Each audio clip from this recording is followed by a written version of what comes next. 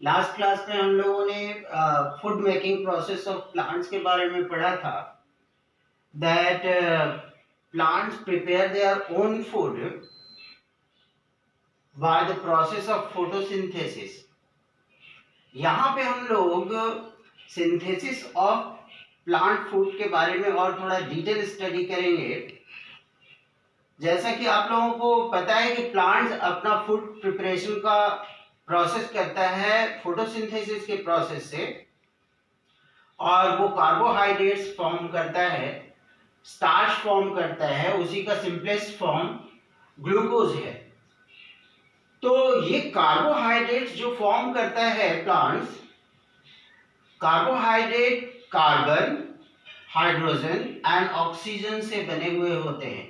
Carbohydrates are made of carbon, hydrogen and oxygen, and these three components of carbohydrate are used to synthesize of proteins and fats. Synthesis means होता है संश्लेषण, बनावट, मिलाना। So जो plants अपना food prepare करता है in form of carbohydrates, उस कार्बोहाइड्रेट में 3 कंपोनेंट्स होते हैं, carbon, hydrogen and oxygen. In components का यूज प्लांट्स प्रोटीन्स और फैट्स के सिंथेसिस में करते हैं।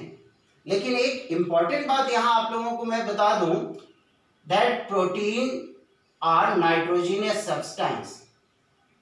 तो अब बात आती है कि जब प्रोटीन नाइट्रोजिनियस सब्सटेंस है तो नाइट्रोजन का जो कंपोनेंट है वो plants, how do these plants get requirement of nitrogen. So I have written here कि plant from where does plants take nitrogen. तो इसके लिए टू वेज हैं। उन 2 वेज से प्लांट्स अपने नाइट्रोजन के रिक्वायरमेंट को फुलफिल करते हैं।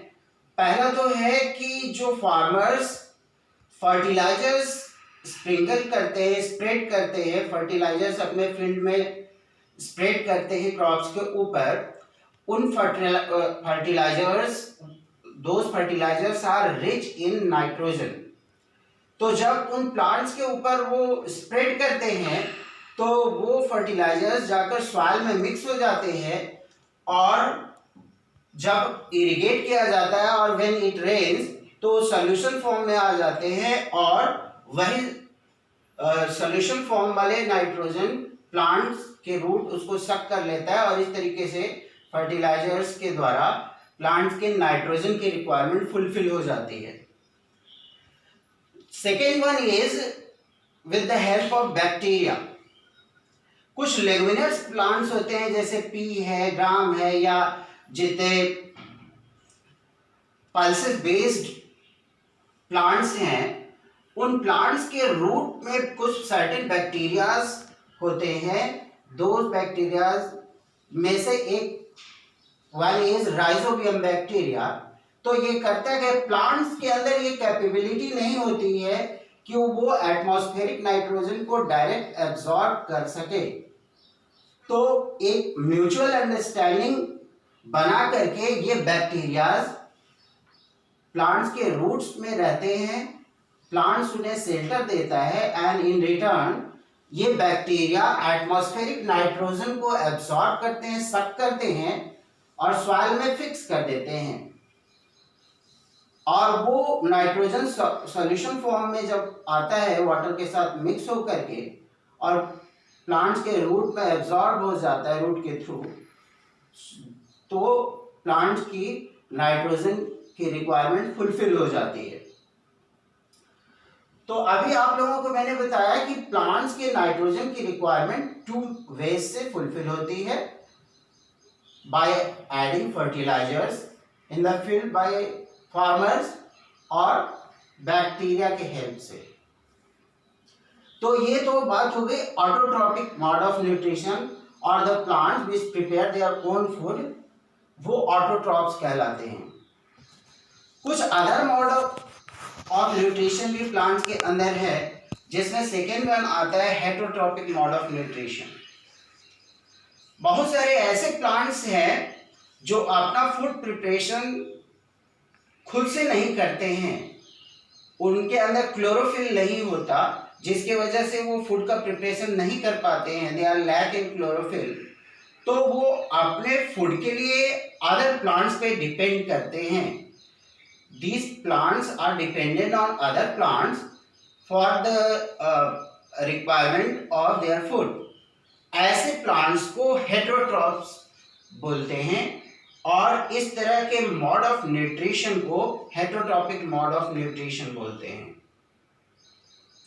जैसे एग्जाम्पल में कसकटा और अमरबेल एक ग्रीन ट्यूबुलर प्लांट्स है जो कि पेड़ों पे अक्सर आपको वाइन के फॉर्म में देखने को मिल जाता है। तो जिस ट्री या प्लांट के ऊपर वो क्लाइंब करता है उस ट्री या प्लांट को होस्ट प्लांट बोलते हैं और कसकटा अमरबेल को पैरासाइट बोलते हैं। या इस तरह के जो भी प्लांट अपने फूड रिक्वायरमेंट के लिए होस्ट प्लांट के ऊपर क्लाइंब करते हैं, इन प्लांट्स को पैरासाइट बोलते हैं। Now the third mode of nutrition done by the plants, वो है कुछ प्लांट्स ऐसे होते हैं जो कि ये दोनों मोड ऑफ न्यूट्रिशन नहीं कर पाते, ऑटोट्रॉपिक मोड ऑफ न्यूट्रिशन भी नहीं कर पाते and heterotrophic mode of nutrition भी नहीं कर पाते। तो ऐसे प्लांट्स